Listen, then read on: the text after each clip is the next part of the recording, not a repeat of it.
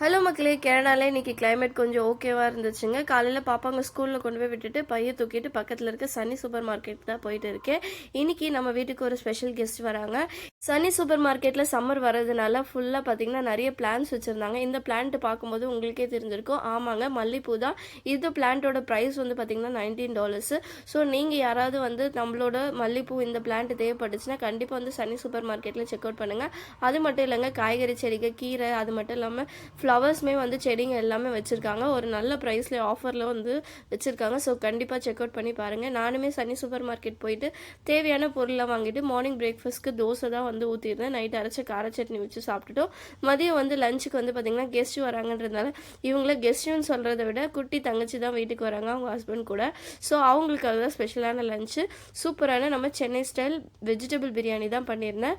அது கூடவே பார்த்திங்கன்னா சைட் டிஷ்க்கு நம்ம சூப்பரான சிக்கன் 65யும் அது கூடவே கொஞ்சமாக முருங்கைக்கீரை வீட்டில் இருந்தது.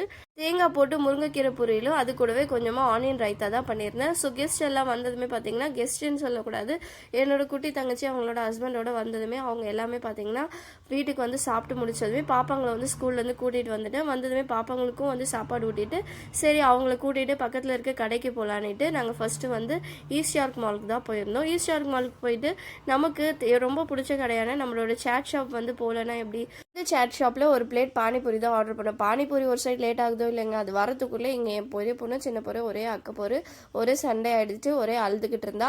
ஸோ இவ அழுகையெல்லாம் சமாதானப்படுத்திட்டு அங்கே வந்த பானிபூரி வந்து சாப்பிட்டுட்டு பக்கத்துலேயே பார்த்தீங்கன்னா டிமாட்டன்ஸ் இருக்குது. டிமாட்டன்ஸில் போய் ஒரு காஃபியோ ஒரு பெப்பர்மெண்ட் டீ குடிக்கலான்னு போனோம்.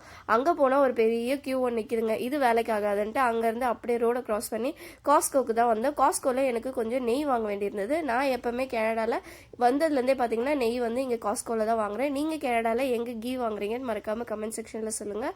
அவ்வளோ தூரம் போயிட்டு ஃபுட் கோர்ட்டுக்கு போகாமல் எப்படிங்க, ஃபுட் கோர்ட்டில் போயிட்டு பீட்சா அது கூட கொஞ்சம் ஐஸ்கிரீம் ஃப்ரெஞ்ச் ஃப்ரைஸ்லாம் வாங்கிட்டு எல்லாரும் சாப்பிட்டுட்டு அங்கேருந்து நேராக எக் பால் தான் போயிருந்தோம். நாளைக்கு எனக்கு ஒரு ஆர்டர் இருக்குது. ஸோ அதுக்கு தான் திங்ஸ் வாங்கலாம்னு எக் பால் வந்திருந்தோம். ஸோ நேராக போய் மீட் செக்ஷனில் ஒரு டோக்கனை வாங்கிட்டு ஸோ தேவையான பொருளையும் வாங்கிட்டு கடைசியாக தேவையான மீட் எல்லாமே மட்டன் சிக்கன் எல்லாம் வாங்கிட்டு வெளியில் வந்து பார்த்தா கிளைமேட் ரொம்பவே ப்ரீஸியாக ரொம்பவே குளிர்லாம் இல்லைங்க, நல்லாவே இருந்துச்சு.